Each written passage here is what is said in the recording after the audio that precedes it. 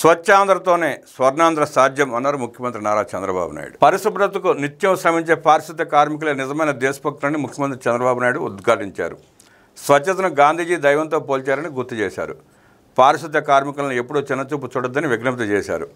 పారిశుద్ధ్య కార్మికులు లేకపోతే స్వచ్ఛ ఉద్యమం లేదు, స్వచ్ఛాంధ్ర లేదని చంద్రబాబు అన్నారు. తుమ్మలపల్లి కళాక్షేత్రంలో సోమవారం స్వచ్ఛతా అవార్డుల ప్రధాన కార్యక్రమంలో ముఖ్యమంత్రి చంద్రబాబు నాయుడు పాల్గొన్నారు. ఈ సందర్భంగా మహాత్మా గాంధీ విగ్రహానికి పూలమాల వేసి నివాళులర్పించారు. అనంతరం జ్యోతి ప్రజ్వలన చేసి సభను ప్రారంభించారు.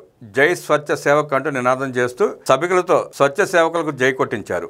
అనంతరం మన ఇల్లు, మన ఊరు, మన వీధులను నిరంతరం శుభ్రంగా ఉంచుతున్న పారిశుద్ధ్య కార్మికులకు వందనం అంటూ ముఖ్యమంత్రి ప్రసంగం ప్రారంభించారు. స్వచ్ఛాంధ్ర సాధన మనందరి బాధ్యతని స్పష్టం చేశారు. అపరిశుభ్రతను తరిమేసే వాళ్లు నిజమైన వీరులు. ఆపరేషన్ సింధూర్ పేరుతో సైనికులు టెర్రరిస్టును ఏరివేశారు. ఆరోగ్యాన్ని పణంగా పెట్టి పనిచేసే పారిశుద్ధ్య కార్మికులు కూడా వీరులే. స్వచ్ఛ భారత్ పేరుతో కేంద్రం పెద్ద ఎత్తున నిధులిస్తోంది. కానీ గత ప్రభుత్వం స్వచ్ఛ భారత్ నిధులను సద్వినియోగం చేసుకోలేకపోయింది. గత పాలకులు చెత్త పన్ను వేశారు, చెత్తను వదిలేశారు. 85 లక్షల మెట్రిక్ టన్నుల మేర చెత్తను గత ప్రభుత్వం వదిలేసిపోయింది. తిరుమలను కూడా అపరిశుభ్రంగా మార్చారు. మేము చెత్త పన్ను రద్దు చేశాం, చెత్తను తొలగించాం. లెగసీ వేస్ట్ తొలగించిన మంత్రి నారాయణకు మున్సిపల్ సిబ్బందికి అభినందనలు. అక్టోబర్ 2 లక్ష్యంగా పెడితే అంతకు ముందుగానే మంత్రి నారాయణ ఆధ్వర్యంలో 85 లక్షల మెట్రిక్ టన్నుల లెగసీ చెత్తను విజయవంతంగా తొలగించారని సీఎం చంద్రబాబు అభినందించారు. జనవరి 1 నాటికి ఏపీని జీరో వేస్ట్ రాష్ట్రంగా చేసేలా లక్ష్యంగా పెట్టుకున్నాం. త్వరలో 100 స్వచ్ఛ రథాలను అందుబాటులోకి తెస్తాం.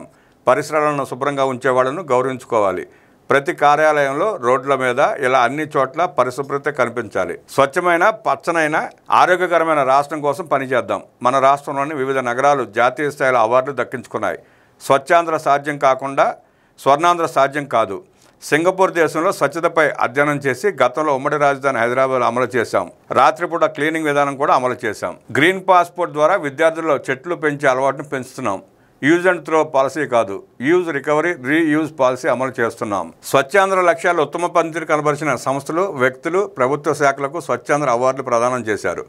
రాష్ట్ర స్థాయి నుంచి గ్రామ స్థాయి వరకు స్వచ్ఛతను పాటించడంలో అగ్రస్థానంలో ఉన్న మున్సిపాలిటీలు, గ్రామ పంచాయతీలకు సీఎం అవార్డులు ప్రదానం చేశారు. 21 కేటగిరీల్లో రాష్ట్ర స్థాయిలో 69 అవార్డులు, జిల్లా స్థాయిలో 1257 అవార్డులు విజేతలకు అందించారు. స్వచ్ఛ మున్సిపాలిటీలు, స్వచ్ఛ గ్రామ పంచాయతీలు, స్వచ్ఛ స్కూల్స్, స్వచ్ఛ ఆసుపత్రులు, స్వచ్ఛ కార్యాలయాలు, స్వచ్ఛ రైతు బజార్లు, స్వచ్ఛ బస్ స్టేషన్లు, స్వచ్ఛ పరిశ్రమల కేటగిరీలో అవార్డులు ఇచ్చారు. స్వచ్ఛాంధ్ర అవార్డులకు గాను రాష్ట్ర స్థాయిలో 6 మున్సిపాలిటీలు, 6 గ్రామ పంచాయతీలు అవార్డులు అందుకున్నాయి. మంగళగిరి, తాడేపల్లి మున్సిపల్ కార్పొరేషన్, తాడిపత్రి, బొబ్బిలి, పలమనేరు, ఆత్మకూరు, కుప్పం మున్సిపాలిటీలు సీఎం చేతుల మీదుగా అవార్డులు పొందాయి. స్వచ్ఛ గ్రామ పంచాయతీలకు ఎంపికైన అనకాపల్లి జిల్లా చౌడవాడ, ప్రకాశం జిల్లా ఆరేల్పురం, కోనసీమలోని లొల్ల, కృష్ణా జిల్లాలోని చల్లపల్లి, కడప జిల్లాలోని చెన్నూరు, చిత్తూరు జిల్లాలోని కనుమకొల్లపల్లె సీఎం చేతుల మీదుగా అవార్డులు అందుకున్నాయి. స్వచ్ఛతకు పెద్దపీట వేసిన పారిశుద్ధ కార్మికులు, గ్రీన్ అంబాసిడర్లు, స్వయం సహాయక సంఘాలకు కూడా ముఖ్యమంత్రి అవార్డులు ప్రదానం చేశారు.